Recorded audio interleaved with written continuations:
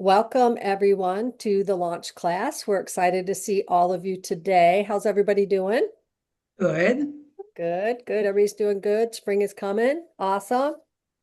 All right. So today we are going to talk about smooth closings and navigating the seller process.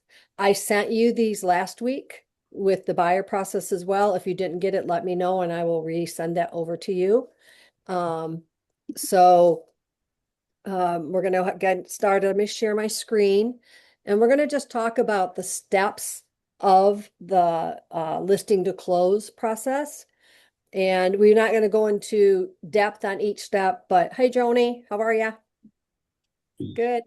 So I'm going to share my screen and we're going to walk through the steps to the closing process. There you go. Everybody can see that okay? Do I need to have it bigger or does it look good? Think Cindy, what you it looks good. Yeah. All right, so let's get started. So, listing to close. This is a checklist that I've shared with all of you. If you don't have it, let me know and I will resend it. So basically, what we want to do is when we take a listing, we always want to gather the information. And so this checklist will cross over with some of what you see in the new deal summary. This one is for training purposes. And when a newer agent comes on, it gives you an information sheet of all the information that you're going to need.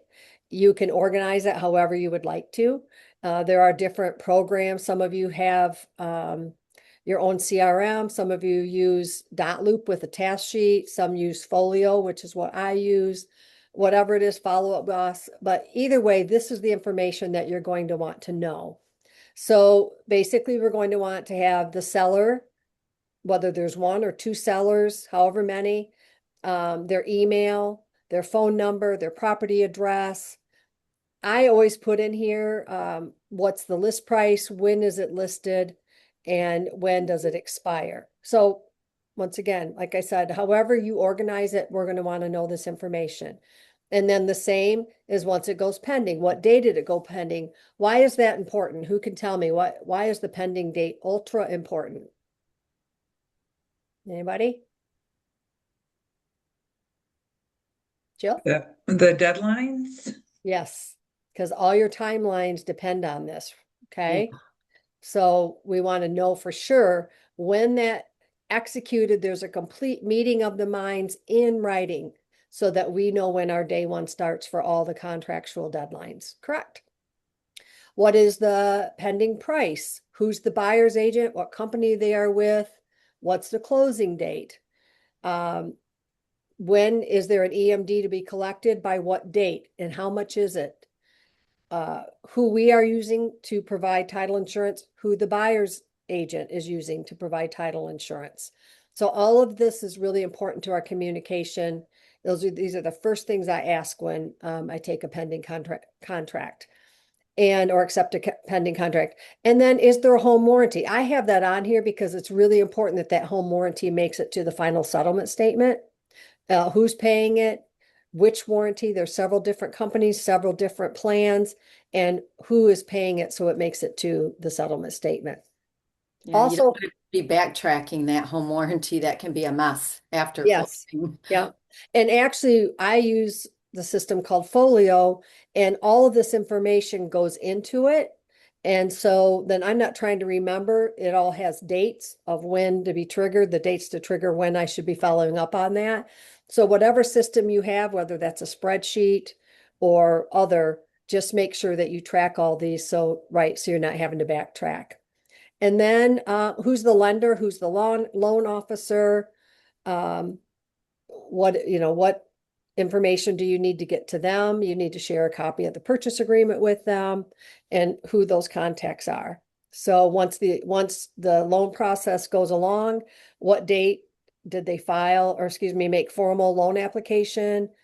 And when is the appraisal going to be done? And what are the results of that? So all of that is right here. Like I said, you could take it and put it into whatever format you would like. So Cindy, once I get all that information, what are my next steps? Well, you're going to be at the pre-listing step. And in dot loop, you can create a loop so you can get your documents all ready and filled out.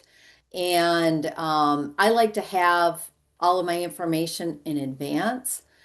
Then I'm not going back and looking for that. Ordering a pre-listing title packet.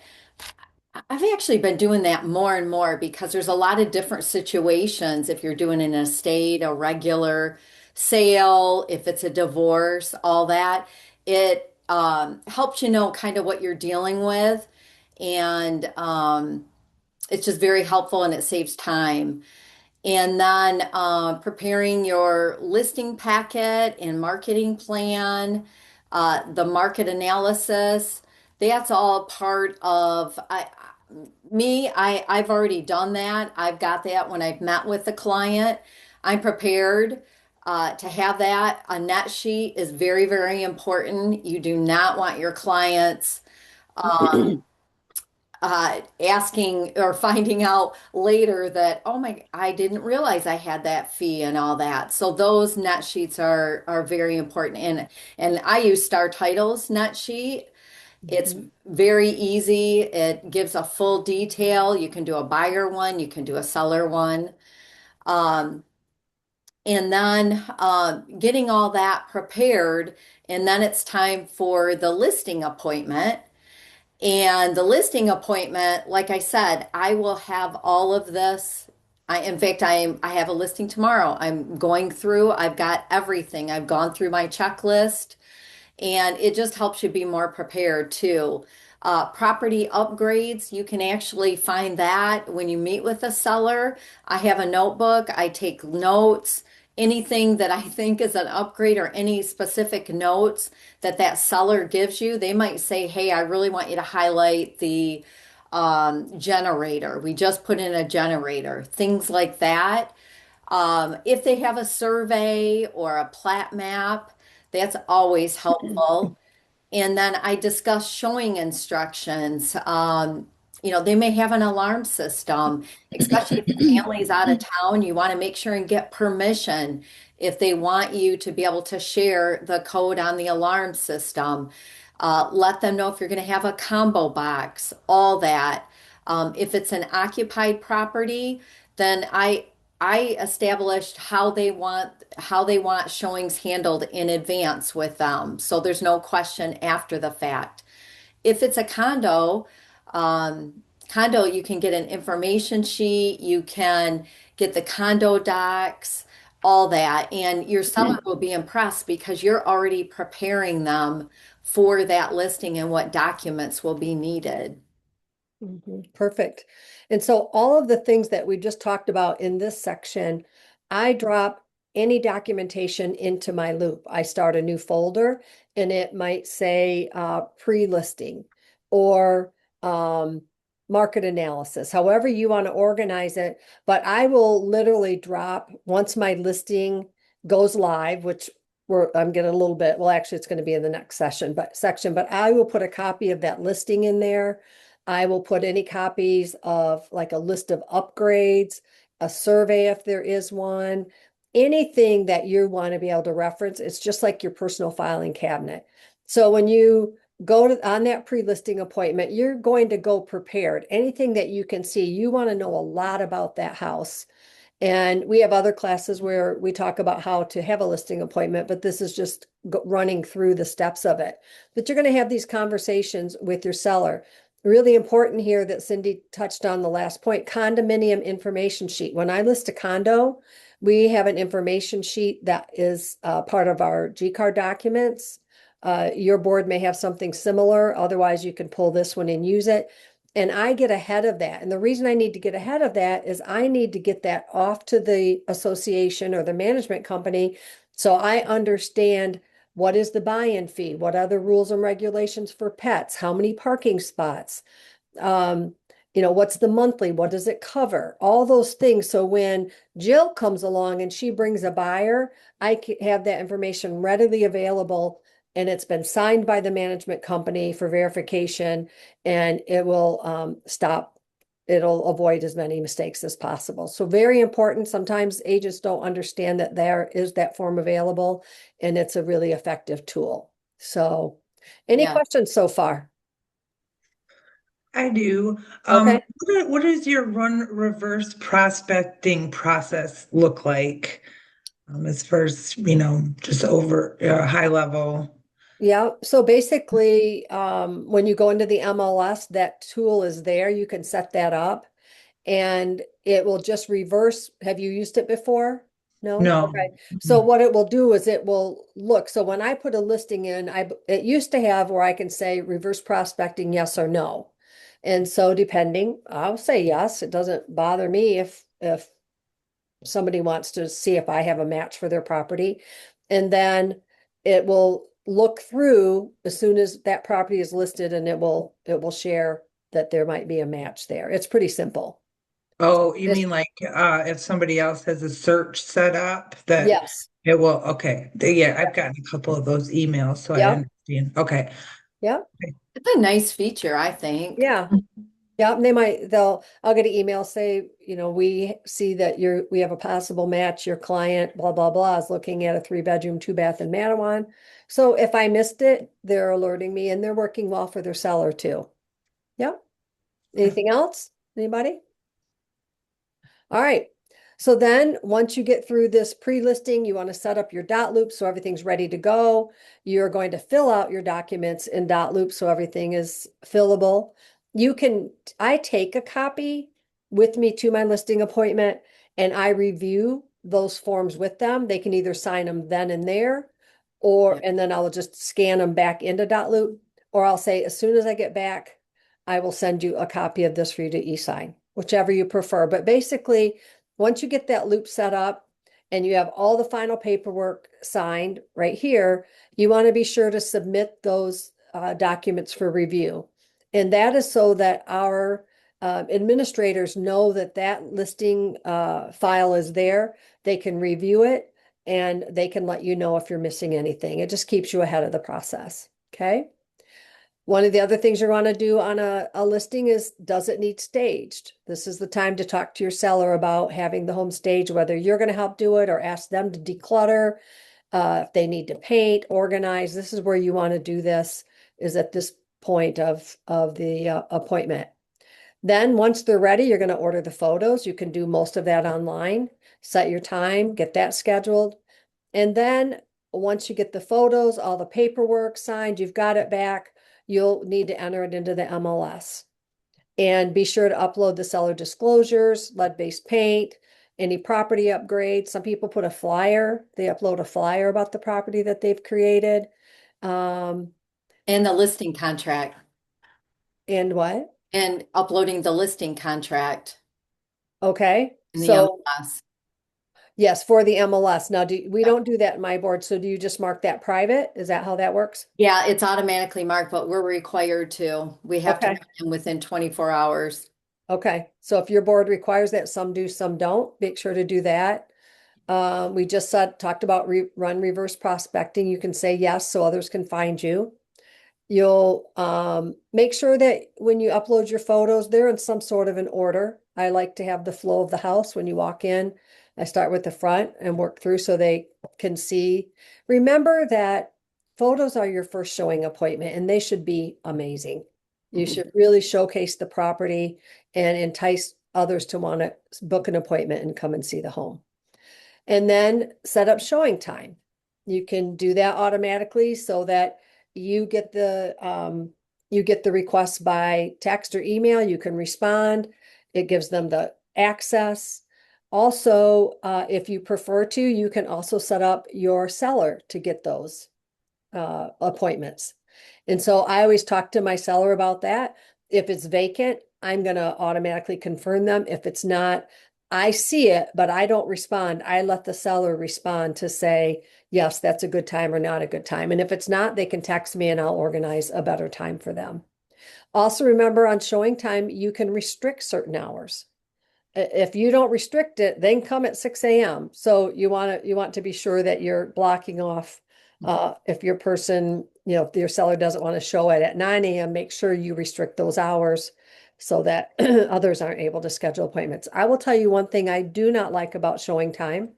I love the convenience of it. I love the feedback that it gives confirmations.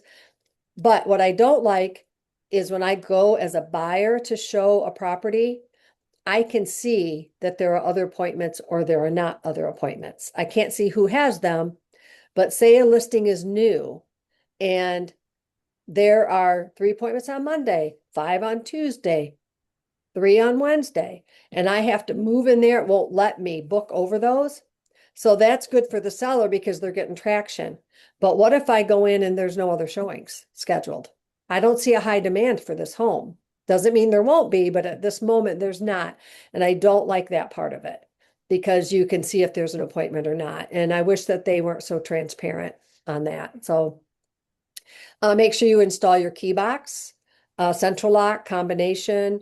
You also, in showing time, you can tell what kind of key box is on the home or how to gain entry, whether there's alarm, and then install your yard sign. Pretty simple. Nice checklist for you. Any questions? Cindy, marketing. Marketing. Okay. So create and print a home flyer and marketing materials. What's kind of nice about this, you can create your own in Canva, but in the MLS, you can do flyers. I typically will print one out and I take one of those clear holders. You buy them on Amazon. And I want to with a business card holder and put it inside the listing. That way, I think it just looks professional, and I think it helps when somebody's showing the house, if they don't have the details, and I have a pretty flyer there, they can reference it. Um, and I guess that's the next step. Place the flyer, disclosures, and update list in the home. So I find that, and some agents have gotten away from that. I think it's a really great thing to do, and I think the sellers are impressed by that too. Schedule an open house, however you do it. Some agents will do it right away. Some agents will wait a couple weeks and see what kind of activity they get. And then you want to make sure and add that to the MLS. And you can go in there and add the open house, and then that will filter out to Zillow and all those other sites. So when somebody's inquiring, it'll show that there's an open house. Mhm. Email agent database. You can do that if you've got emails for agents in that hey, I've listed this new listing. Come and check it out. Or if you have clients that are interested, post to social media. Um, you can just make sure you have all the brokerage and the contact information and everything on social media. Or you can be like me. I have somebody that does that for me because it's easier for me to be able to do that. That's one of my things that I don't have to worry about, and I'll send the information and get that created. Order postcards just listed or open house. And on Five Stars website, very easy to do. And they have templates already made up. They're nice. I use them. Uh, Give updates and feedback to seller. So you always want to be in contact with your seller updates. Hey, we've got a showing. Um, they're interested in that. How do you feel about the feedback thing, Kim? So, yeah, so this has been changed since these were created. We are giving feedback to our seller, but I think it's really important that we keep the expectation low for our seller because many attorneys are recommending that. Well, we've seen lawsuits from feedback, so we used to always give it. Now we don't necessarily. So explain to your seller that you will follow up to see how the showing went, but often sellers don't respond, or excuse me, buyers don't respond. And we'll do our best to see at least whether or not they like the home. So what I do for feedback is I do answer, because if you don't, it's going to keep sending it and sending it. And I will answer, is my client interested? Yes or no, or maybe. And then I just say yes or no, or even just say, thank you for the showing. Um, Sellers, are deciding, or something very neutral. If you give them any hope, an agent's going to call you. So you have to decide what that feedback is. And if you're interested, the feedback is you're going to write an offer, or you're going to call them and be asking questions. That is your feedback. And so we have to preempt that with our sellers a little bit now because we don't always get feedback like we used to get. And I prepare my sellers in advance. If we don't get feedback or anything like that, then we're just going to assume at that time that they're not interested. Yep, yep, perfect. Any questions? All right, so now we've made it through the showing process. We have a buyer that's interested. They've written an offer, and now we have a pending contract. So you're going to go to the pending folder in Dotloop. I believe that is already pre-made for you now in the new templates. And you're going to want to make sure all the documents are executed. Make sure that you have archived any old documents that are not executed for whatever reason, so that we can see in the file everything is the latest version and the executed version. So once you make sure that everything is in there, you want to make sure that you fill out the new deal summary and everything is in order. And once you have that, then you will go up to the right and submit that loop for review. What that does is that lets our branch administrators know that it's there, and then they will begin the review process and know that we're moving forward towards a closing. If there's anything missing, they'll reach out to you and let you know what we need. And if there's any reason that a broker needs to get involved too, we can catch things at that point. Also on that new deal summary, you can check whether you want them to go ahead and order Star Title for you. Star Title will automatically get your title work started. If you want a quote from Big Lake Lending, if you want a quote for insurance or anything on there, well, lending would already have been established, but all those buttons are there for you to click, and it will automatically move the process for you. And it's one less phone call that you have to make.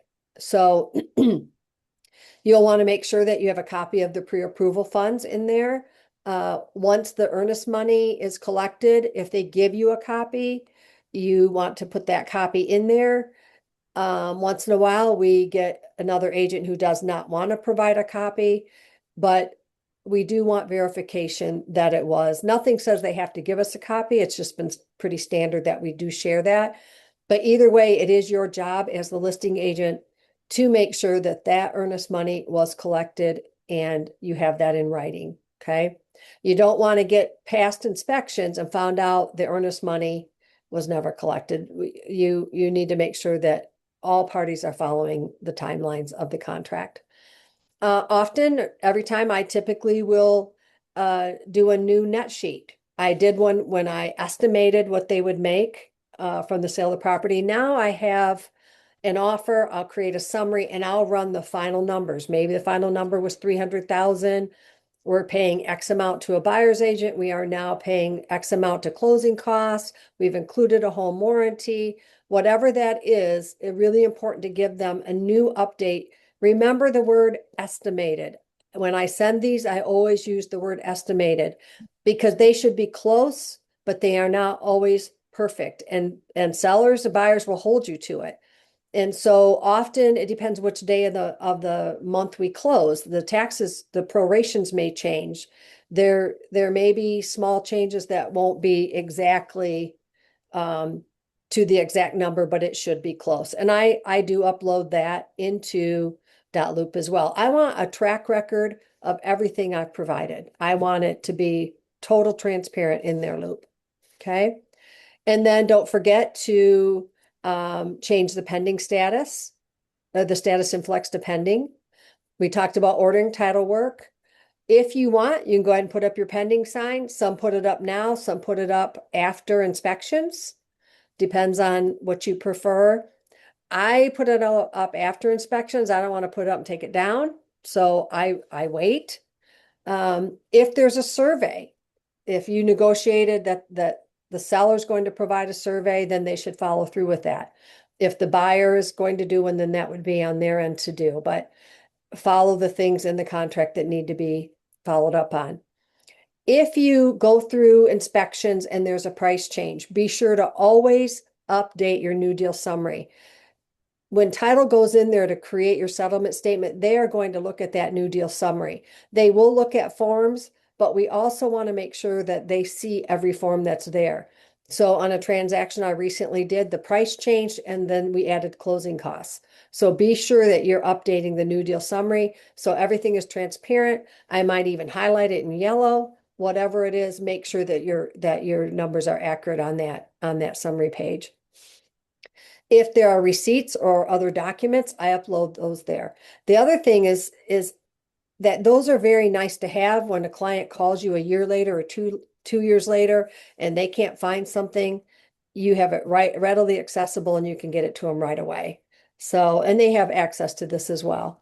And then always be sure to keep your files clean and get rid of documents that can be archived. And make it super easy for you to understand.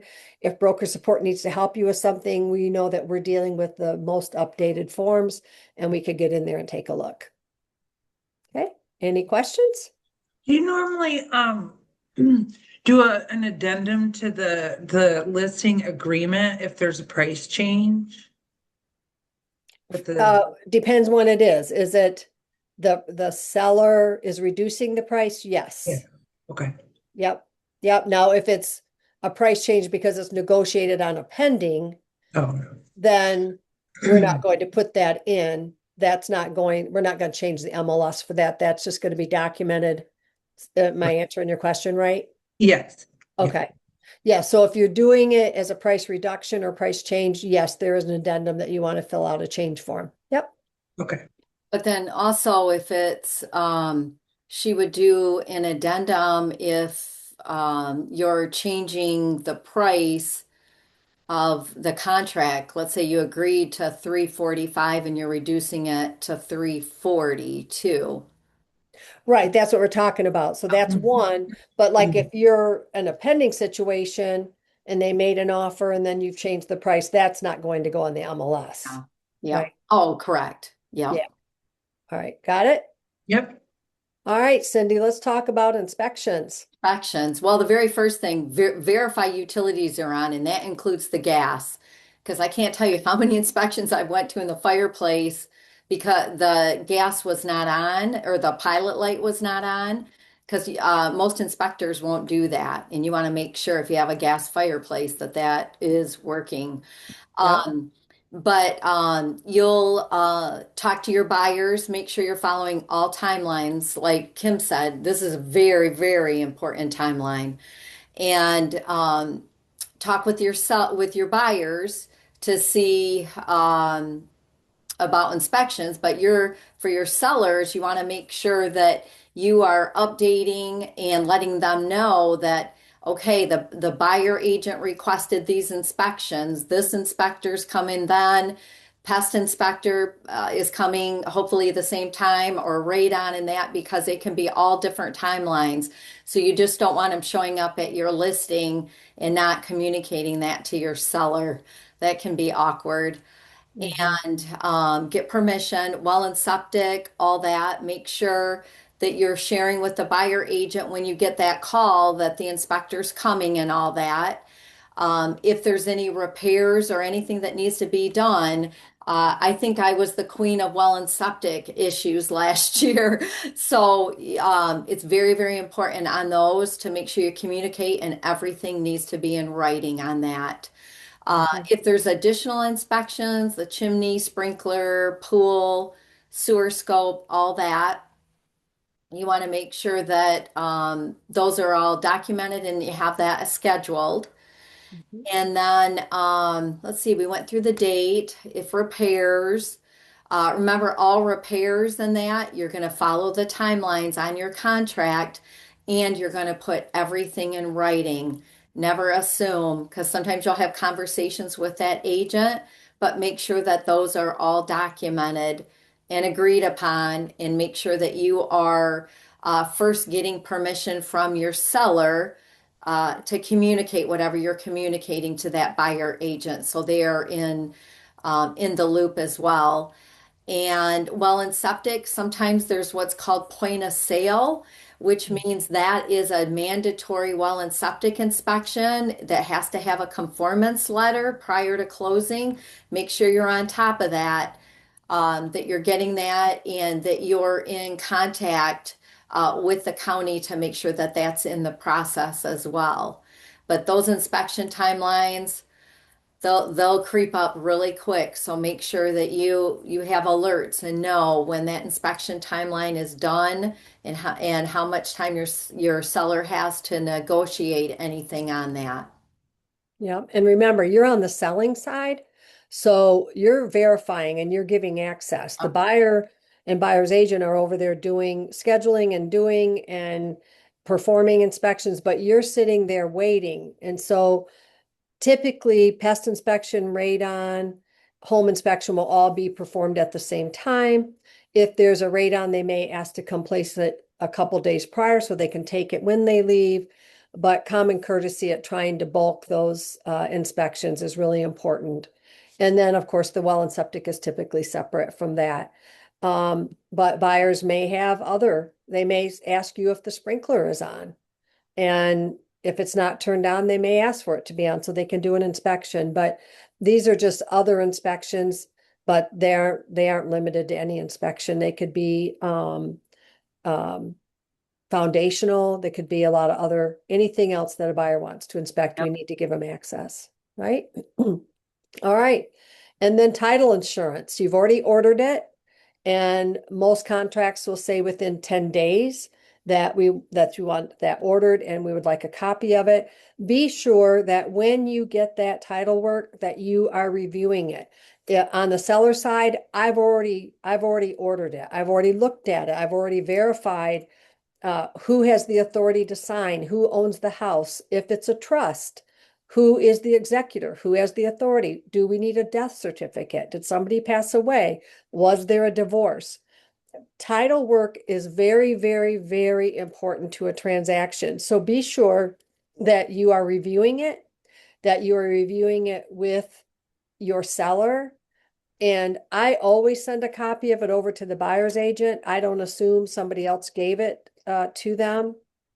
A lot of times they are given directly, but the contract says that you would share it within those 10 days. So you want to follow that or whatever time frame you have on your contract. So you're verifying, looking over it, seeing if there's anything that's an alert. Sometimes on seller side, it might have like a HELOC. And even though it's zero, sometimes that gets missed that still has to be released because it is a line of credit. You just want to get in front of as much of it that you can.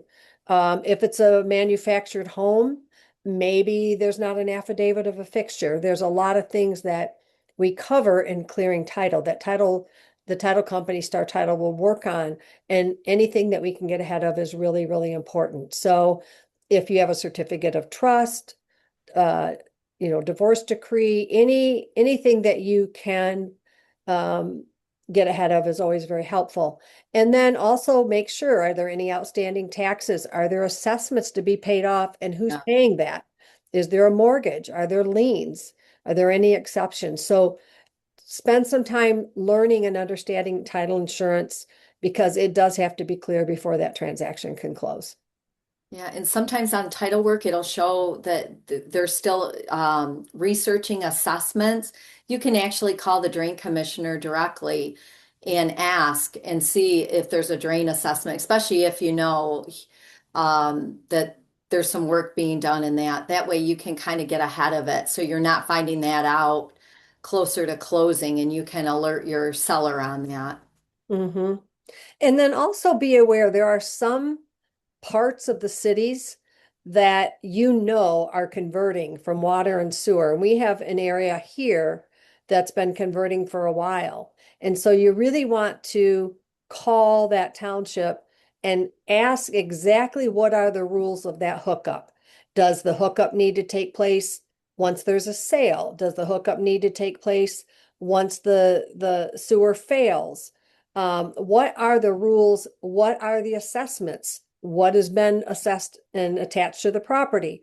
So we have an area here called Ostamo that has had a lot of that going on for years. I haven't sold there lately, so not sure where they're at in that process, but know that so that everybody's clear on exactly what the rules are regarding especially well and septic and assessments and hookups. Very, very important because they will have certain obligations that have to be fulfilled and you'll want to know what those are. Okay. Yeah. All right. So now we have followed along with the lender. We've got updates. The appraisal has happened. So at a certain point after your inspections are done, the lending company is finally going to send over an appraiser. They're going to probably call you directly and want to set that up. And so the appraisal's been set. Everything is good to go. Buyer has been approved, cleared for closing. And then here we go. Cindy. Pre-closing and closing, yay. Um, well, you want to make sure that you have the payoff authorization signed. Make sure there's no other liens and all that, or if there are, that you're aware of them. So again, no surprise is the best surprise. You're going to update the new deal summary with any changes. Um, with pricing, with commission, anything like that. You want to make sure and update that new sales summary because, again, that's how the transaction is going to be processed and that's how you're going to be paid. Mhm. Um, then the title company, once they have the lender package and everything, um, all the costs and fees, they're going to do a settlement statement. And this is really important. And now, when we get the settlement statement sent to you from the title company, you want to review it. You want to go through and make sure that because all of us make mistakes, and you want to make sure that it's, taxes. You want to make sure the price is right, any concessions, um, if there were any repairs in that, if there any invoices, anything like that, because you don't want to send that to your seller until that you know that it's correct and you can communicate with the title company to make any changes that may need to be done. And then update if there's a home warranty, you want to make sure and update that. Before close, they have on here 5 days before closing. And then the other agent would be scheduling a buyer walk, a buyer final walkthrough. And so you want to make sure that you're communicating that to your seller. And I always tell my sellers, please make sure the house looks good, if they're living there, because the buyers are excited about moving in and it just gives a little bit warmer welcome. But in that there's been, and I communicate to my seller, there's been no changes, right? We just want to make sure that that buyer walkthrough goes smooth. And I'll actually go through with my sellers at that time what was reserved and all that. So there's no questions on that. And then communicating, changing over utilities. And Mhm. I will communicate, and I have a checklist that I send out, but I will communicate with the buyer agent on what utilities need to be transferred because I don't want my seller to shut them off because it's an additional cost to the buyer, but I want to make sure that those are being transferred. So I'll communicate that with my seller and everything. And then once they've had the walkthrough, and you want to make sure once they've had the walkthrough, is remove the lockbox, the sign, unless you leave it up. Sometimes I'll leave it up a little bit after closing, especially if the buyer is not getting occupancy right away because it says sold and it has your name on it. So you want the neighbors to see that. And then coordinating a closing gift for your sellers. Yep. And that's optional. Some people don't do it, but it's always a choice for you. And then the last thing is be after closing. What you'll do is you'll turn in your sale to your branch administrator, or the title company will overnight it to the main office in Five Star. So if you close at a different title company, even if you used Star Title, but you closed over at Chicago, they will give you a packet and you'll bring that packet back to our branch administrator so they can process it. They will process that. I believe the cutoff is about 3 o'clock. If it's after 3, they'll process it the next day, and then your payment will be issued to you. So you'll also want to grab the lockbox, turn that in. This is a really good time to scrub your client database. Maybe they had listed a home and they're at one address, but now they also purchase, so you want to move that address over to their new, get rid of the old, keep your client database up to date in your drip campaign. I always send a thank you note, ask for referrals, let them know you're in the business, you appreciate their referrals. And then now some of the public databases are updated automatically. I used to have to add it, but now it just automatically goes under my profile, at least on some of them. Um, and then always ask for a testimony. Those are really nice for you to have on the websites. They're nice for you to have on your newsletters.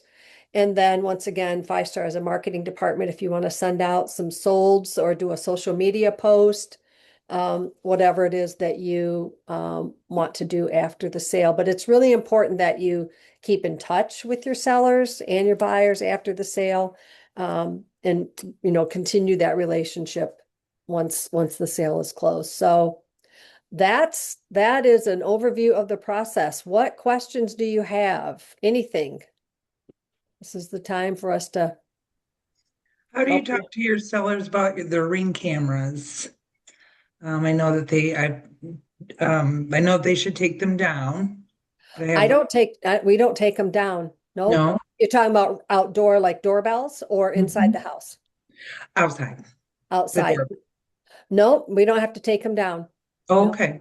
no, you can Okay, I let thought them. there was some sort of a rule around that. And so, I've been talking to my client about taking hers down because that's what I Cindy, thought. do you have them take it down? I don't. No, you mean why you have the house listed? Yes. No, No. because I mean, I'm listing one that has security too, and Okay. no, Okay.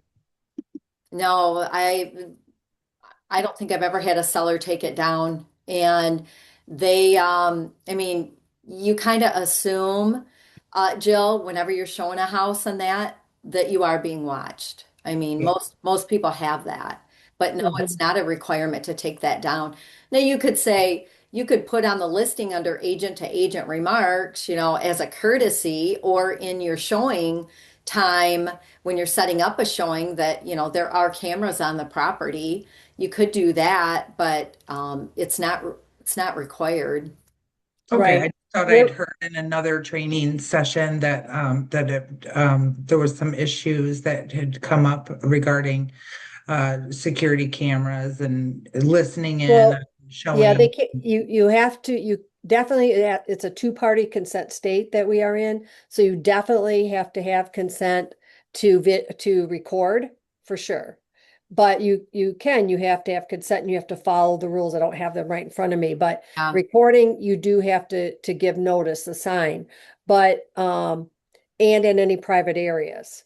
So it's just best if there are cameras and they are going to be recording, you definitely need to turn those off. But video in your own home is not a problem as long as it's not in a private area. And I don't have all the rules sitting here in front of me, but you definitely want to address that and make sure that what they're doing is legal. Okay, So But yeah. for your listing, if they're going to take those with them, make sure and reserve those because Yes. there's been Yeah. issues after the fact. If they have security cameras or anything like that, even a Nest, I've had people that want to, what do you call it? The Nest I say thermometer, it's not that, but Thermostat. thermostat. You want to make sure that they have that reserved on the listing agreement. Mm-hmm.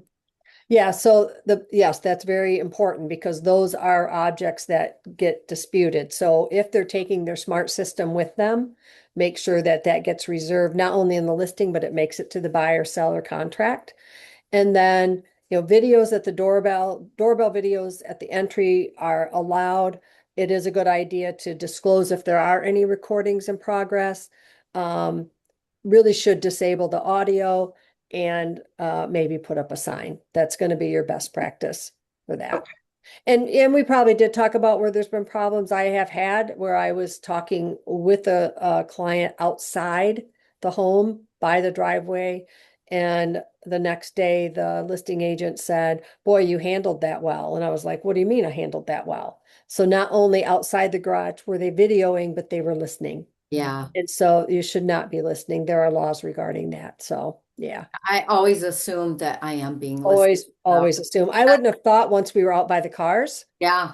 but there happened to be one I didn't notice and the thing is we were negotiating my buyer getting out because they didn't like certain things about the home. You have to be careful with that. Oh, yeah. We don't want that. So good question though. Anything else? No, well, we appreciate you all coming today. Hope that you find a lot of value in our classes. We love helping you, with these processes. But if you ever have any questions one-on-one, you know how to get a hold of us on the broker support line. And we always want you to reach out to us. So hope you enjoy the rest of your sunny day out there and give us a call if you need anything. Thank you, ladies. Bye, Okay, everybody. Have a bye. wonderful All right. day. See you later. Bye-bye.